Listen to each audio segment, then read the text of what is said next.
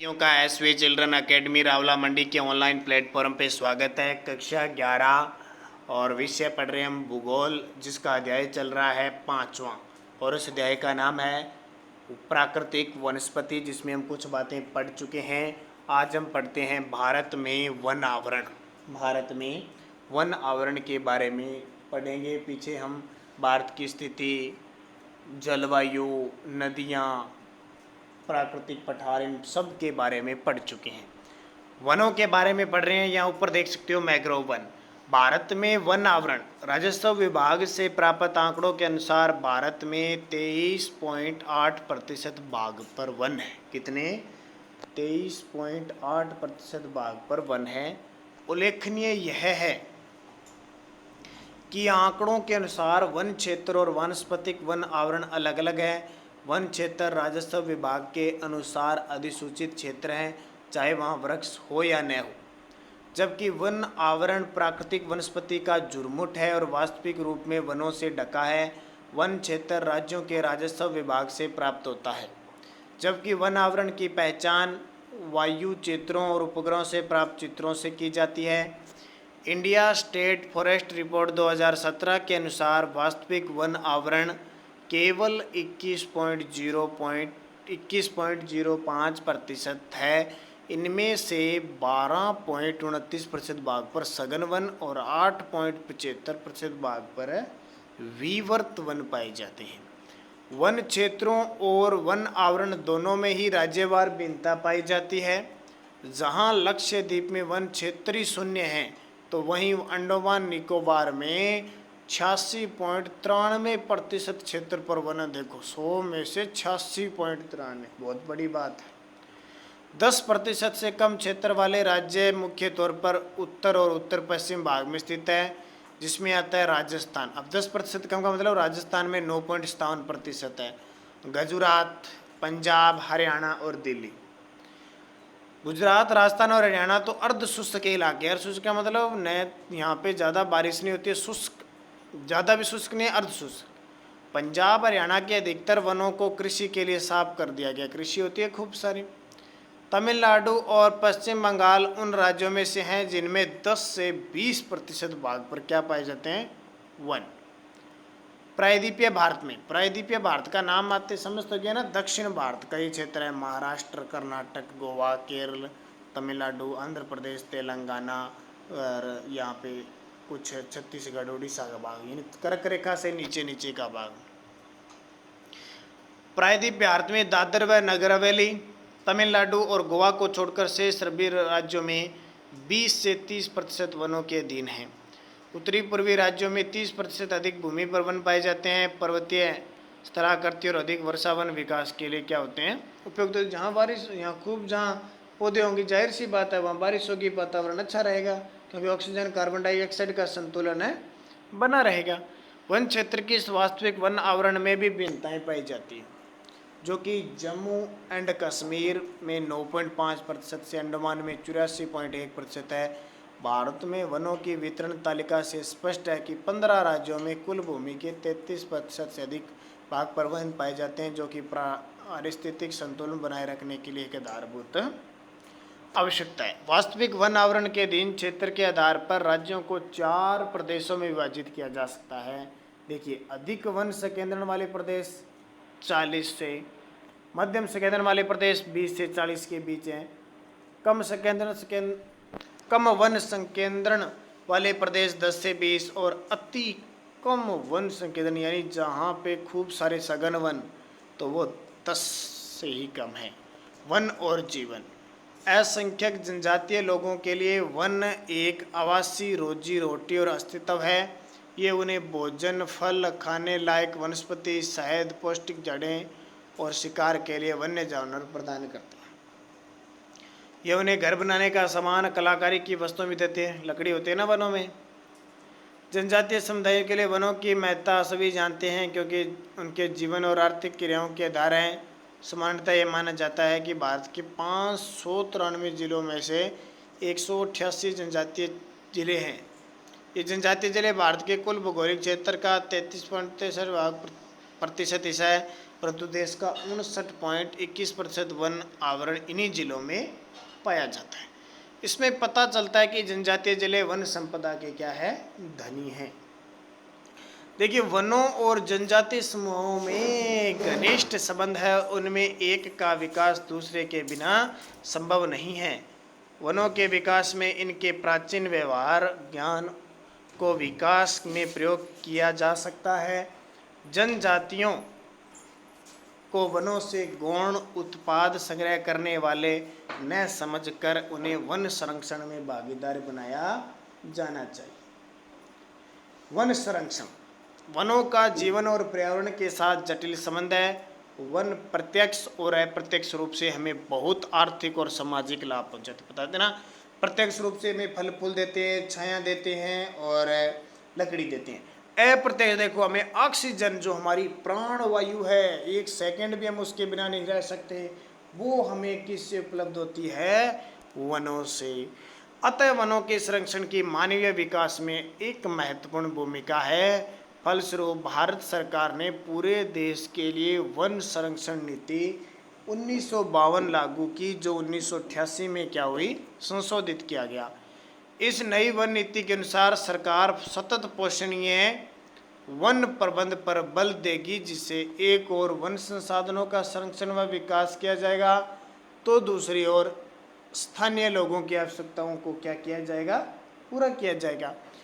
इस वन नीति के प्रमुख उद्देश्य देखो, 1988 वाली वन नीति के प्रमुख उद्देश्य, देश में 33% भाग पर वन लगाना है, जो वर्तमान राष्ट्रीय स्तर से 6% अधिक है। पर्यावरण संतुलन बनाए रखना और पारिस्थितिकी असंतुलित क्षेत्रों में वन लगाना। देश की प्राकृतिक धरोहर जैव विविधता, कौन सी विविधता, जैव विविधता तथा आनुवंशिक पुल का संरक्षण करना। मृदा अपरदन और मरुस्थलीकरण रोकना। मृदा अपरदन क्या होता है, मिट्टी का कटाव, मरुस्थलीकरण बहुत ज़्यादा बढ़ रहा है ना, और बाढ़ व सूखे पर नियंत्रण करना, यानी बाढ़ के लिए ऐसा काम करना, बांध वगैरह बनाना। निम्नीकृत भूमि पर सामाजिक वानिकी और वन रोपण द्वारा वन आवरण का विस्तार। वनों की उत्पादकता बढ़ाकर वनों पर निर्भर ग्रामीण जनजातियों को इमारती लकड़ी, ईंधन, चारा और भोजन उपलब्ध करवाना और लकड़ी के स्थान पर अन्य वस्तुओं का प्रयोग में लाना। पेड़ लगाने को बढ़ावा देने के लिए पेड़ों की कटाई रोकने के लिए जन आंदोलन करना। जन आंदोलन का मतलब लोगों को प्रेरित करना कि पेड़ हमारे लिए कितने जरूरी है, उन्हें काटना नहीं चाहिए, जिसमें महिलाएं भी शामिल हैं ताकि वनों पर दबाव कम हो। आपको पता है महिलाएं आजकल देखती नहीं है, क्या होती है, महिलाएं सीधा जाती है और लकड़ी काट के ले आती है। महिलाओं की भूमिका भी बहुत होती है, क्योंकि इतना उन्हें नॉलेज होता नहीं है और उसी हिसाब से पुरुषों की तुलना में महिलाएं ये कर लें, तो महिलाओं को भी जागरूक करना चाहिए। सामाजिक वानिकी, सामाजिक वानिकी का अर्थ है पर्यावरणीय, सामाजिक और ग्रामीण विकास में मदद के उद्देश्य से वनों का प्रबंध और सुरक्षा व उसर भूमि पर वन रोपण। उसर भूमि जहाँ फसल नहीं होती है वहाँ वनारोपण करना। राष्ट्रीय कृषि आयोग 1976 से 79 ने सामाजिक वानिकी को 3 वर्गों में बांटा: शहरी वानिकी, ग्रामीण वानिकी और फार्म वानिकी। शहरों और उनके इर्द गिर्द निजी और सार्वजनिक भूमि जैसे हरित पट्टी, पार्क, सड़कों के साथ जगह, औद्योगिक व्यापारिक स्थलों पर वृक्ष लगाना और उनका प्रबंध शहरी वानिकी के अंतर्गत आता है। ग्रामीण वानिकी में कृषि वानिकी और समुदाय कृषि वानिकी को बढ़ावा दिया जाता है। कृषि वानिकी का मतलब होता है कृषि के साथ साथ वनारोपण। कृषि योग्य तथा बंजर भूमि पर पेड़ और फसलें एक साथ लगाना। इसका अभिप्राय है वानिकी और खेती एक साथ करना, जिसे खाद्यान्न, चारा, ईंधन, इमारती लकड़ी और फलों का उत्पादन एक साथ किया जाए। समुदाय वानिकी में सार्वजनिक भूमि जैसे गांव, चरागाहें, मंदिर, भूमि, सड़कों के दोनों ओर, नहर किनारे, रेल पट्टी के साथ पटरी और विद्यालयों में पेड़ लगाना शामिल है। इसका उद्देश्य पूरे समुदाय को लाभ पहुंचाना है। देखो समुदाय में सार्वजनिक जो भूमि होती है, जैसे गांव में चरागाहें हो गए, मंदिर भूमि हो गई, सड़कों के दोनों ओर, नहर के किनारे, रेल पट्टी के साथ पटरी और विद्यालयों में पेड़ लगाना शामिल है। इससे क्या पूरे समुदाय को लाभ पहुंचता है। इसका उद्देश्य, इस योजना का एक उद्देश्य भूमिहीन लोगों को वानिकीकरण से जोड़ना और उससे उन्हें लाभ पहुंचाना जो केवल भू स्वामियों को ही प्राप्त होते थे। फार्म वानिकी देखो क्या होता है। फार्म वानिकी के अंतर्गत किसान अपने खेतों में व्यापारिक महत्व वाले या दूसरे पेड़ लगाते हैं। वन विभाग इसके लिए छोटे और मध्यम किसानों को निःशुल्क पौधे भी उपलब्ध करवाता है। इस योजना के तहत कई तरह की भूमि जैसे खेतों की मेड़े, चारागाह, घास तल, घर के पास पड़ी खाली जमीन और पशुओं के बाड़ों में भी पेड़ लगाए जाते हैं। अब देखो, वन्य प्राणी वो तो थे वन्य पौधे, अब वन्य प्राणी जीव जंतु है ना, वो आपने चिड़ियाघर में पिंजरों में जंतु और पक्षी दोनों देखे होंगे। भारत में वन्य प्राणी का एक महान प्राकृतिक धरोहर है। यहाँ अनुमान लगाया गया कि विश्व के ज्ञात पौधों और प्राणियों की किस्मों में से 4 से 5% किस्में भारत में पाई जाती है। हमारे देश में इतने बड़े पैमाने पर जैव विविधता पाए जाने का कारण यहाँ पाए जाने वाले विभिन्न प्रकार की पारिस्थितिकी तंत्र है, जिन्हें हमने युगों से संरक्षित रखा है। समय के साथ पारिस्थितिकी तंत्रों के आवास मानव क्रियाओं द्वारा प्रभावित होते हैं और परिणाम स्वरूप जैव प्रजातियों की संख्या काफ़ी मदद कम हो गई है। कुछ जैव प्रजातियों को लिप्त होने के कगार पर है। वन्य प्राणियों की संख्या कम होने के मुख्य कारण देखो भाई। नंबर 1 तो सबसे बड़ा कारण आपको बताया, औद्योगिक और तकनीकी विकास के कारण वनों के दोहन की तेजी से हुई है। अब उद्योगों में या तकनीकी विकास के कारण जरूरत तो पड़ती है। खेती, मानवीय बस्ती, सड़कों, खाद्यान्नों, जलाशयों इत्यादि के लिए जमीन से वनों को साफ किया जा रहा है। यानी कहीं खनिज मिल गया तो उसको खोदना शुरू हो गया, कहीं से सड़क निकालनी है, कहीं से जलाशय बनाना, तो वन को साफ किया जा रहा है। वन साफ किया जा रहा है, इसका मतलब वन्य जीव भी वनों के बगैर नहीं रहेंगे। स्थानीय लोगों ने चारे, ईंधन और इमारती लकड़ी के लिए वनों से पेड़ काटे और वनों पर क्या बनाया, दबाव बढ़ाया। पालतू पशुओं के लिए नए चारागाहों की खोज में मानव ने समय वन्य जीवों और उनके आवासों को नष्ट किया। रजवाड़ों और सम्भ्रात वर्ग ने शिकार को कीड़ा बनाया और एक ही बार में सैकड़ों वन्य जीवों को शिकार बना दिया। पहले राजा महाराजा शिकार करते थे ना, व्यापारिक महत्व के लिए भी पशुओं को मारा जाता था। जंगलों में आग लगने से अभी वे वन और वन्य प्राणियों की प्रजातियां नष्ट होती थी।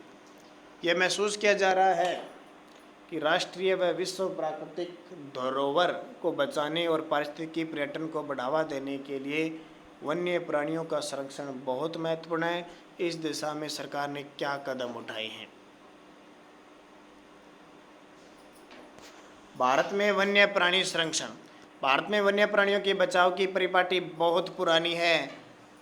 पंचतंत्र और जंगल बुक इत्यादि की कहानियां हमारे वन्य प्राणियों के प्रति प्रेम का उदाहरण प्रस्तुत करती है। इनका युवाओं पर महत्वपूर्ण प्रभाव है। वन्य प्राणी अधिनियम 1972 में पास हुआ। जो वन्य प्राणियों वो वनस्पति वाला 1988 और ये 1972। संरक्षण और संरक्षण की कानूनी रूपरेखा तैयार करता है। इस अधिनियम के 2 मुख्य उद्देश्य है। अधिनियम के तहत अनुसूची में सूचीबद्ध संकटापन्न प्रजातियों को सुरक्षा प्रदान करना और संकट काल नेशनल पार्क संकट सूचीबद्ध संकटापन्न प्रजातियों को सुरक्षा प्रदान करना और नेशनल पार्क, पशु विहार जैसे संरक्षित क्षेत्रों को कानूनी सहायता प्रदान करना। इस अधिनियम को 1991 में पूर्णतः संशोधित कर दिया गया, जिसके तहत कठोर सजा का प्रावधान किया गया है। इसमें कुछ पौधों की प्रजातियों को बचाने और संकटापन्न प्रजातियों के संरक्षण का प्रावधान है, जिसमें 103 नेशनल पार्क और 535 वन्य जीव अभयारण्य हैं। वन्य प्राणी संरक्षण का दायरा काफ़ी बड़ा है और इसमें मानव कल्याण की असीम संभावनाएं निहित है। यदि भी इस लक्ष्य को तभी प्राप्त किया जा सकता है जब हर व्यक्ति इसका महत्व समझे और अपना योगदान दे। हर व्यक्ति यूनेस्को के मानव व जीवमंडल योजना के तहत भारत सरकार ने वनस्पति जात और प्राणी जात के संरक्षण के लिए महत्वपूर्ण कदम उठाई।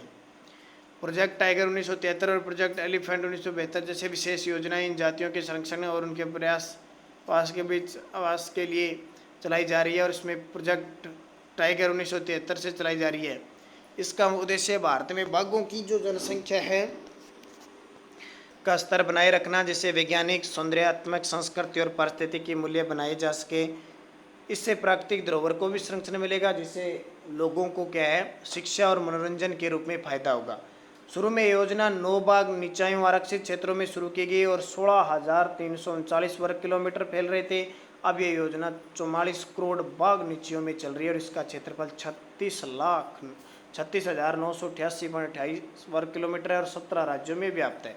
देश में बाघों की संख्या 2006 में 1411 से बढ़कर 2010 में 1,776। ये देखिए हाथी घूम रहे हैं ना अपने प्राकृतिक आवास में।